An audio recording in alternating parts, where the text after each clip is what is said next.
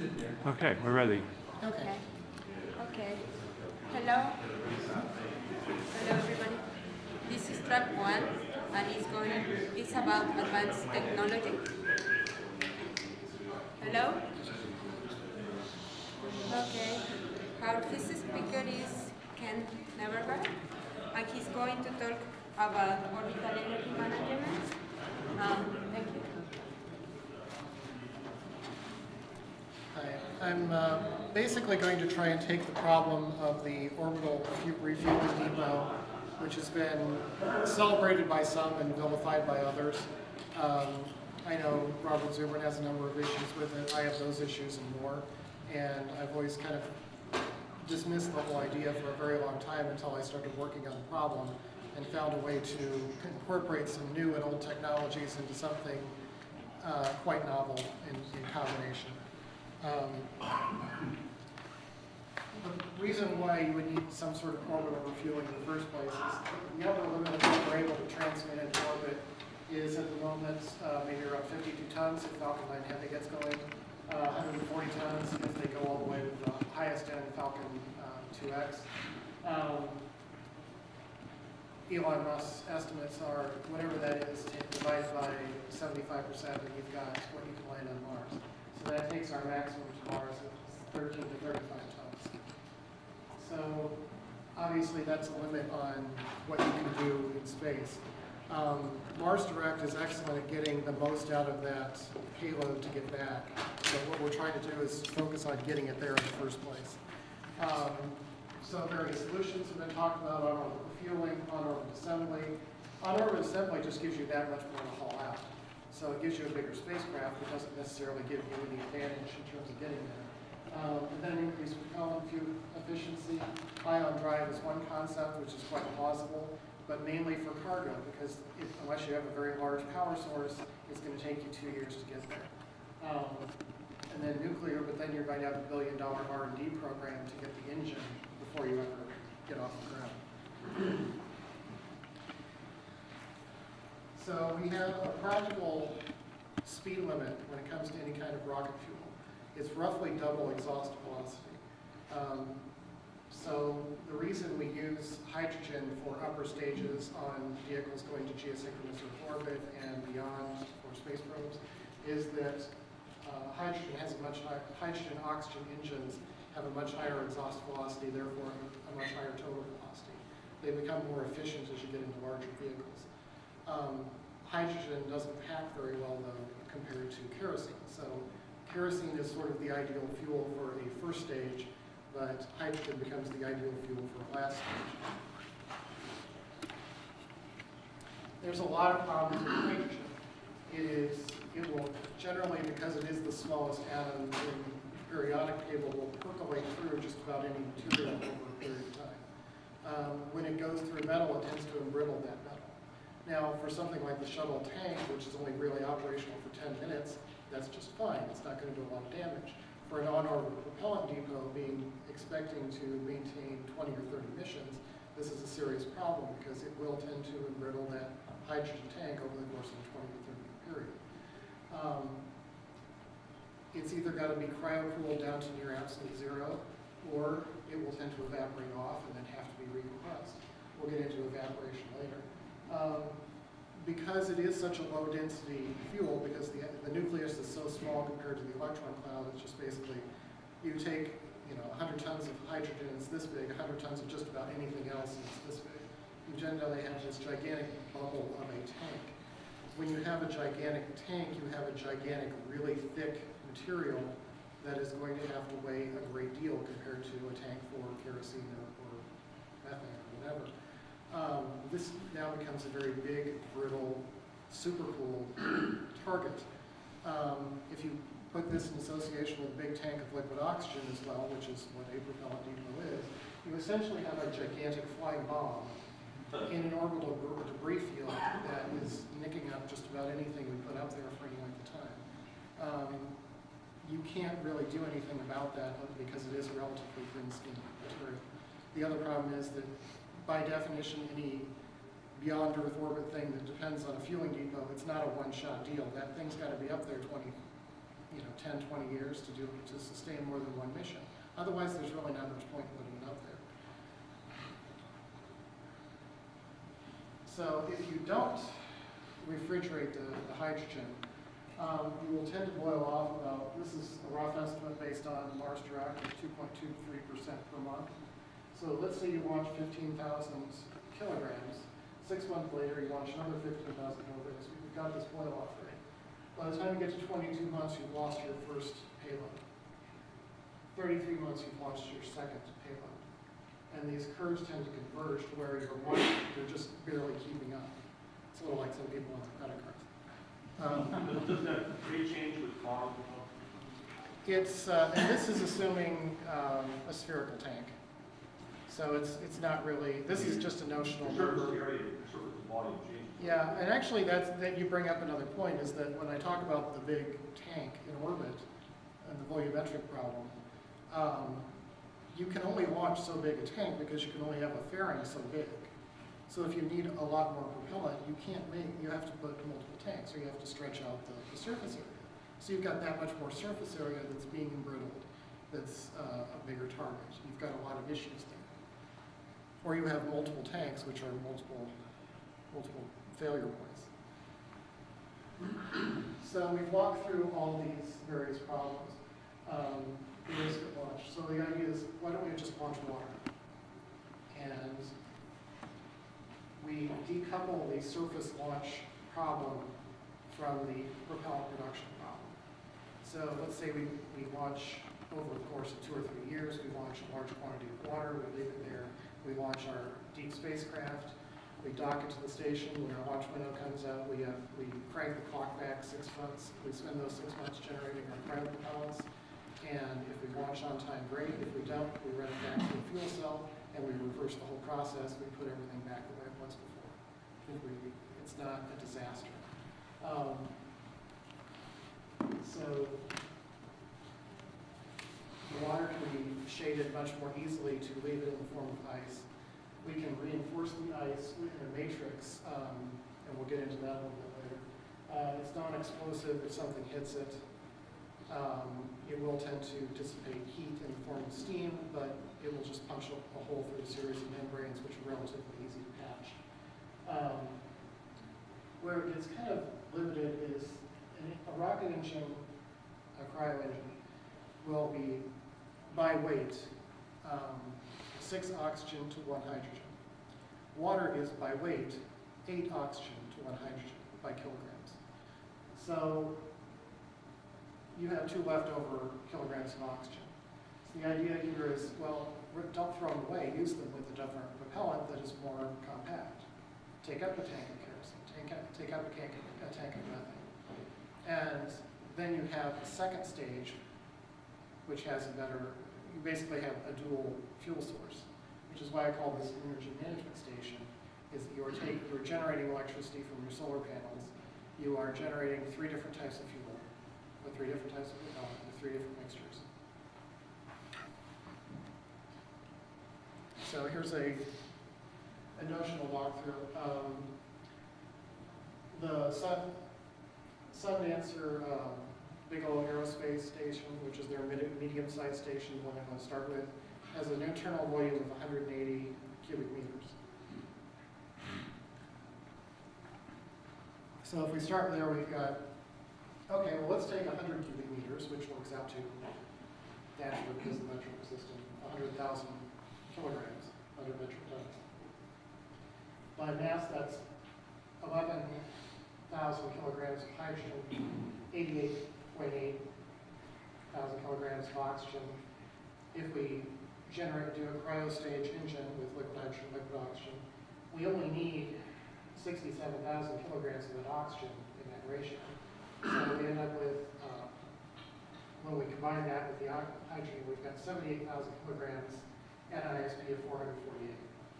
So we have the leftover oxygen, we can either take up this much methane, which is only 15 cubic meters, or this much kerosene, 8,000 kilograms at 10 cubic meters. And we end up with roughly comparable mass. We have 27,900, 29,900 kilograms at ISP 372, or 353. So not as efficient as this, but still a very effective stage in terms of reaction mass and so forth.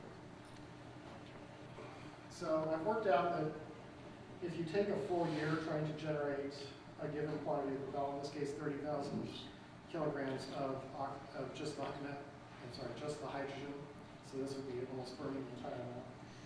Your loss rate will be such that what you think you're going to have in 12 months is actually going to take you 14 months to generate, because you've lost so much during this period of time, going up into the tons.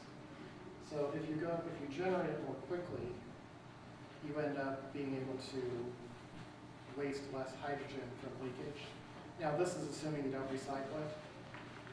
The fact is these numbers are not quite accurate, because if you have the ability to take gaseous hydrogen and convert it into liquid hydrogen and store it, you have the ability to recycle it. But let's just pretend you can't, because it's an external tank or whatever. Even then, you're basically not wasting a whole lot if you have to go through the whole operation. And as I said, if you miss your launch windows, which for Mars it's 2 weeks every 26 months, for near-Earth asteroids it's a lot worse. It's actually minutes per decade. It gets very bad. So if you miss your launch window, you've just thrown away, to some degree, your propellant depot's reason for being, your propellant's reason for being, and your mission's reason for being, which could be in the hundreds of billions of dollars.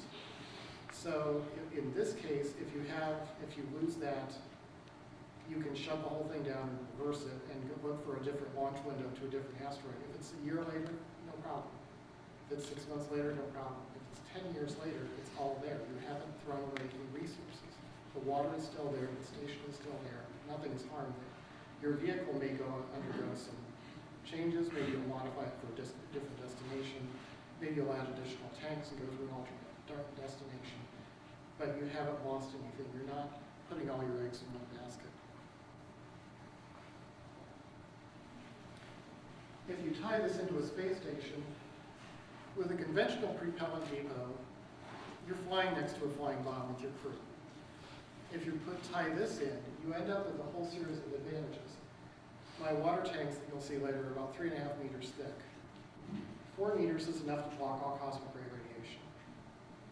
If you have this thing with 3.5 meters of concrete between you and basically a speeding bullet, which would you rather have between you and a speeding bullet? A propane tank or a wall of concrete 3.5 meters thick? It's kind of a no-brainer. The carbon, you can use the same processes that are used in Mars Direct. Let's have a Deer reactor, the reverse water gas shift, and tie it into a life support system.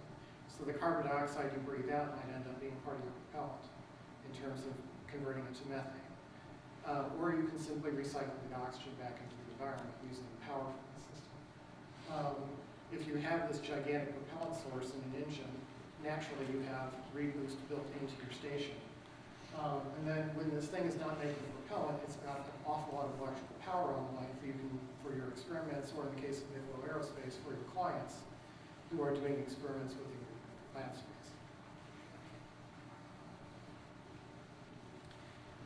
So what does this essentially mean? We're still starting with our Sun-Dancer capacity design. We're generating the same amount of credit propellant. When we get into time demands, we're saying 6 months because of that other chart. This works out to 117 kilowatt hours per day. I've used the panels on the space station as our baseline, and it works out to 150 square meters of solar array for just the conversion process. And the way I work that is, rather than have the solar panel running, like on the space station, you have about twice as much solar panel as you need, because during the daylight you're running the station with part of it, and the batteries with the other part, because you need power on the other side for the crew. For this, we're just doing a chemical process. The electrolyzer equipment to convert the water into hydrogen and oxygen doesn't need to run during the night phase. And bringing up batteries that are going to weigh many, many tons and will need to be thrown away after 5 or 6 years just doesn't make a lot of sense. So we just add to the array a little bit, and we only generate power for the process and we optimize the power for the process because it's a very low voltage process, all the way from the design of the solar panels themselves, running in series and parallel, all the way down to the electrolyzer. So one wing of the 8 wings of the space station is more than twice the size of that solar array. So it's not a big deal to generate power for this operation. And again, we have the various propellant quantities for the more storable propellants. So in terms of delta V, we can take, with just the cryo stage, we can take out 47,000 kilograms to lunar orbit, or 47,700 on a departure stage with corrections towards Mars. Now, that does not include stopping on the other end. So if you did a direct entry like our probes do, that would be just fine. If you're doing an orbital pass or whatever, then you have to lower yourself into orbit, then you're only sending 34,000. Now, if we, I'm sorry, 21,000. The interesting thing about this is I'm using the cryo stage for Earth departure and the methane to slow down on the other end. So basically, that speed limit that we associate with methane or with RP1 is not a problem because we're slowing down, we're not speeding up with that propellant.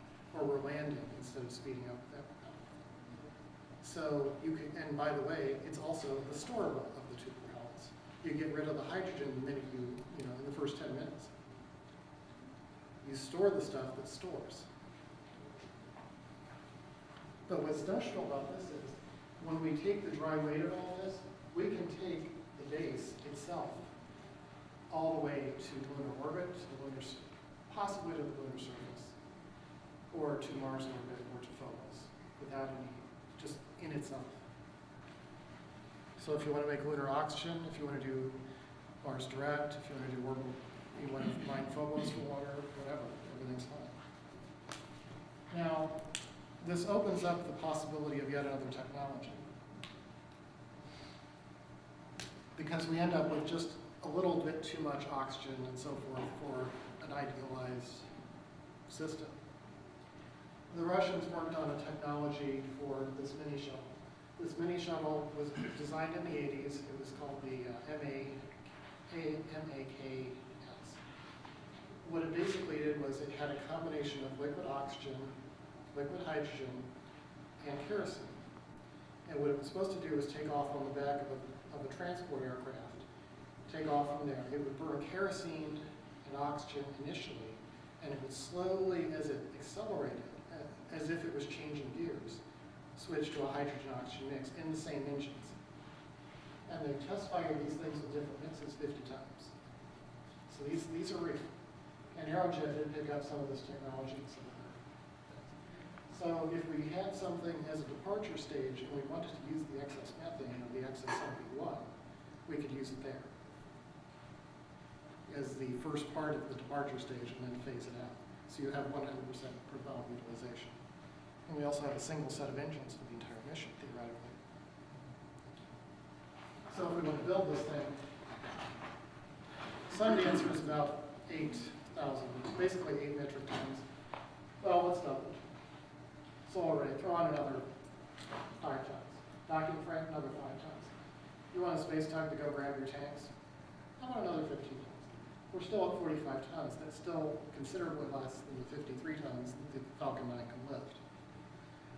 And then if we go ahead and we take out 3 more loads, one with our RP1 and let's double it. Let's have a tank of RP1 and a tank of methane. And we'll fill both of them with 10 tons each.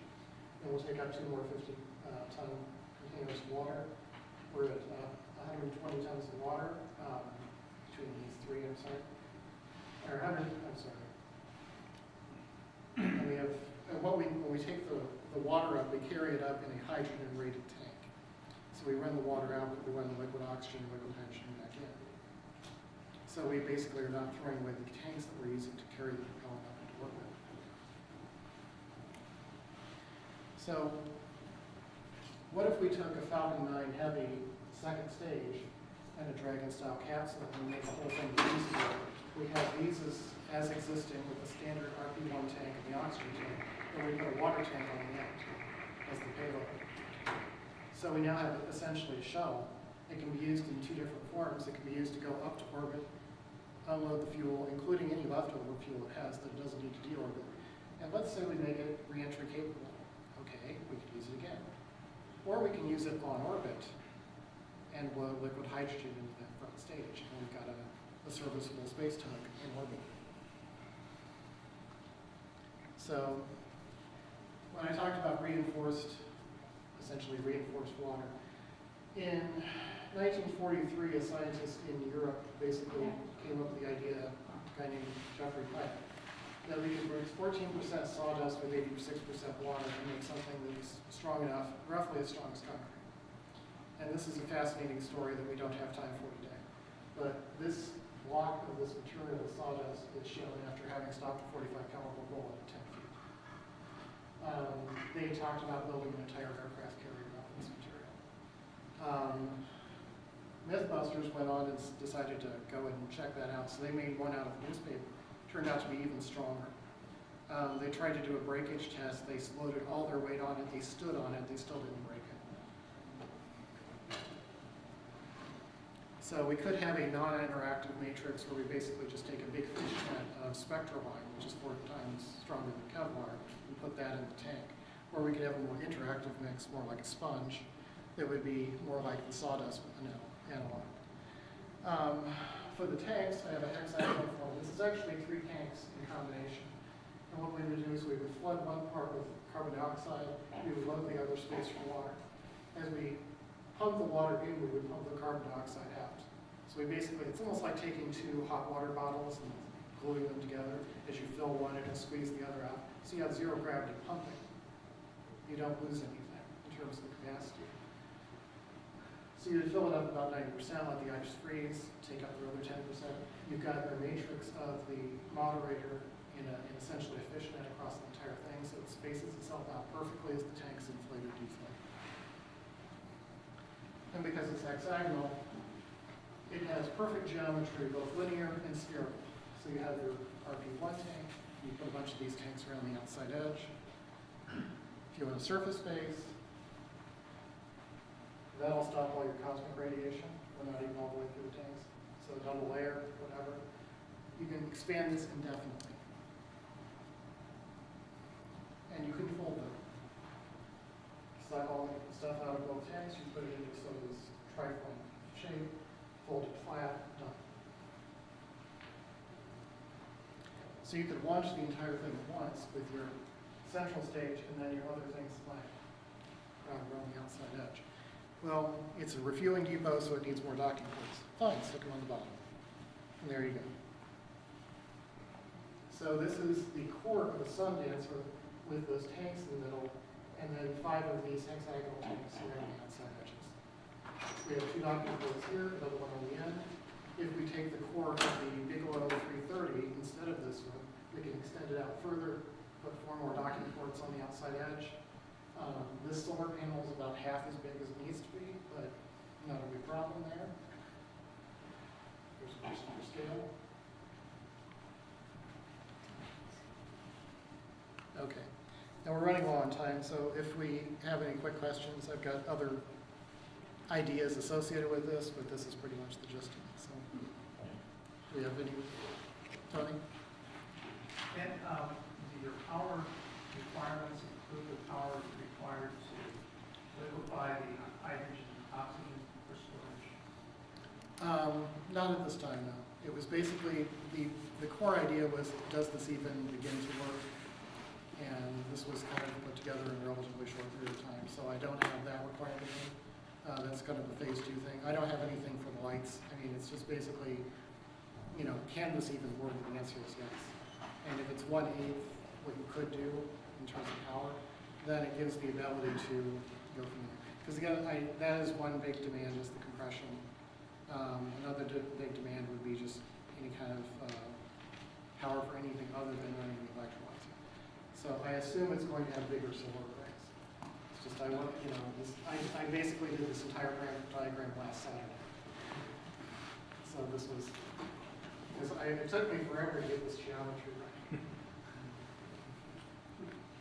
Yeah, I was curious, presumably with more solar panels, you can just electrolyze your water faster and fill your custom tank faster. And so wouldn't you maybe put as many solar panels as you might want to do that? Because the faster you fill the guy's tank, get him out of there, the happier it is, right?